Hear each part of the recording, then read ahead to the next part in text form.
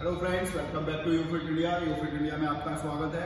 तो जैसा कि आपको बताते हैं नए नए प्रोडक्ट्स के बारे में, नई नई जानकारी आप तक पहुंचाते हैं। कोई भी फिटनेस इक्विपमेंट्स के बारे में आप जानना चाहते हैं, जो भी आपकी क्वेरीज होती है, जो भी आपके सवाल होते हैं, सबका जवाब देते रहते हैं। तो ऐसे ही आज आपके लिए एक नया सवाल हमारे पास आया है। जो हमारे व्यूअर्स हैं उन्होंने हमसे पूछा है कि कमर्शियल ट्रेडमिल के बारे में बताएं, कमर्शियल ट्रेडमिल लेते हुए किन बातों का ध्यान रखना चाहिए आपको। तो आज हम आपको सारा कुछ बताएंगे कि अगर आप जिम ओनर हैं तो आपके लिए क्या क्या ध्यान रखने वाली चीज जरूरी है ट्रेडमिल लेते समय। तो दोस्तों चलिए हम आपको बताते हैं कमर्शियल ट्रेडमिल में आपको क्या क्या ध्यान रखना चाहिए। कमर्शियल ट्रेडमिल में सबसे पहले जो आपको ध्यान देना है वो मोटर के ऊपर देना है कि कमर्शियल ट्रेडमिल जो आप लेने जा रहे हैं उसकी जो मोटर है वो हॉर्स पावर, कितने हॉर्स पावर की उसमें मोटर लगी हुई है, और साथ ही साथ आपने ये देखना है कि उसकी कंटिन्यूस पावर कितनी है। अगर आप उसका पीक लोड दे के ले लेते हैं तो आपको आगे आने वाले टाइम में परेशानी जरूर आएगी। तो दोस्तों ये ध्यान रखना है आपने कि एटलीस्ट आपको जो मशीन खरीद रहे हो उसकी मैक्सिमम जो मोटर पावर है वो कितनी है और कंटिन्यूस पावर जो है वो कितनी है। तो दोस्तों मैं आपको बता देता हूँ, कोई भी आप कमर्शियल ट्रेडमिल लेना चाहते हैं तो आप कम से कम 3 हॉर्स पावर से ऊपर की ट्रेडमिल देखिए, उससे नीचे की ट्रेडमिल मत देखिए। 3 हॉर्स पावर की ट्रेडमिल कमर्शियल ट्रेडमिल की रेंज से शुरू हो जाती है, या आप कह सकते हो सेमी कमर्शियल स्टार्ट हो जाती है। एटलीस्ट 4 HP की पावर अगर आप लेते हैं तो आपको आगे आने वाले लंबे समय तक कोई प्रॉब्लम नहीं आएगी। दूसरा, 4 हॉर्स पावर का मतलब ये नहीं है कि आपको अगर किसी ने बोल दिया है 4 हॉर्स पावर की मशीन है तो वो 4 हॉर्स पावर की होगी। आपको चेक करना पड़ेगा कि वो 4 हॉर्स पावर का पीक लोड तो नहीं बताया जा रहा है। तो आपको ध्यान में रखना है कि आपको पीक लोड नहीं देखना है 4 हॉर्स पावर, आपको कंटिन्यूस पावर देखनी है 4 हॉर्स पावर की। साथ में आपको ये भी ध्यान रखना है कि मशीन का जो ट्रैक साइज है वो बड़ा होना चाहिए, चौड़ा होना चाहिए और लंबाई में भी काफी अच्छा होना चाहिए। इसका रीजन ये है क्योंकि आपके जिम में जब लोग आते हैं तो कोई भी अपना वेट बता के नहीं आएगा, या आप किसी को मना नहीं कर सकते कि आपका वेट ज्यादा है, आप मशीन को यूज मत कीजिए, या आप बहुत हेल्दी हैं और आप उस मशीन को यूज नहीं कर सकते। उनको थोड़ा अनकंफर्टेबल लग सकता है ट्रेडमिल चलाने में अगर उसका साइज छोटा होगा।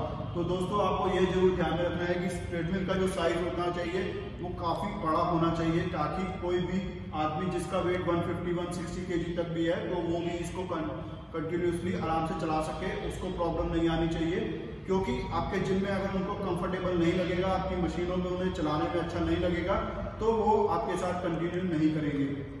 तो आपने ये जरूर देखना है। तीसरा, आपने ये देखना है कि जब आप कोई ट्रेडमिल लेते हैं, जब भी आप ट्रेडमिल फाइनल करने जाते हैं तो एटलीस्ट किसी ऐसे आदमी को साथ लेके जाएं जिसका वेट 100 से ऊपर हो, 100 या 110-120 किलो हो, और आप उनको कहिए कि वो मशीन को ट्राई करके देखें। जब आप मशीन को उनसे ट्राई कराएंगे तो आपको पता चलेगा वो ट्रेडमिल हिलता तो नहीं है। जब 110 या 120 किलो का आदमी उसके ऊपर रनिंग कर रहा है, थोड़ा बहुत हिलेगा, वो चलेगा, लेकिन उसमें आवाज तो कहीं से ज्यादा नहीं आ रही है। तो आपको ये भी देखना होगा। साथ में आपको एक चीज और हमेशा याद रखनी है कि जो आप ट्रेडमिल ले रहे हैं उसका अपना वेट कितना है। तो दोस्तों ये चीज बहुत जरूरी है, क्योंकि जितना मशीन का वेट ज्यादा होगा उतना ही वो स्ट्रॉन्ग होगी, उतना ही उसका मटेरियल जो है वो स्ट्रॉन्ग लगा होगा।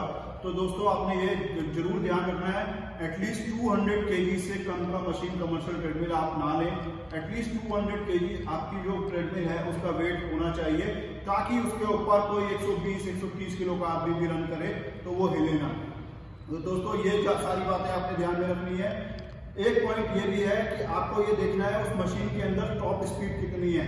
तो दोस्तों मैं आपको बता देता हूँ, अगर आप जो मशीन लेने जा रहे हैं और उसकी टॉप स्पीड 20 से कम आए तो आप मान लीजिए वो कमर्शियल ट्रेडमिल नहीं है।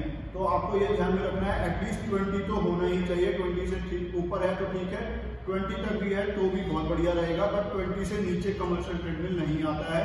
तो आपको ये एक फायदा है, आप इसे पहचान सकते हो कि ये ट्रेडमिल कमर्शियल में चल पाएगा या नहीं चल पाएगा। तो दोस्तों ये जानकारी, साथ में आप इंक्लाइन वगैरह सारी चीजें चेक करके लीजिए, ताकि आपको आने वाले समय में जब आप जिम चलाते हैं तो उसमें कोई प्रॉब्लम ना आए, क्योंकि विदाउट इंक्लाइन मशीन आज की डेट में कोई यूज नहीं करना चाहता है। तो दोस्तों ये सारे स्टेप्स हैं जो कि आप ध्यान रखने चाहिए एक कमर्शियल ट्रेडमिल लेते समय। दूसरा, आपने जो सबसे इंपॉर्टेंट पार्ट फिटनेस इक्विपमेंट का है वो ये है कि आपको फिटनेस इक्विपमेंट की सर्विस कौन प्रोवाइड करेगा। तो दोस्तों ये जरूर आप देख के चलिए कि आपको सर्विस कहाँ से मिलने वाली है।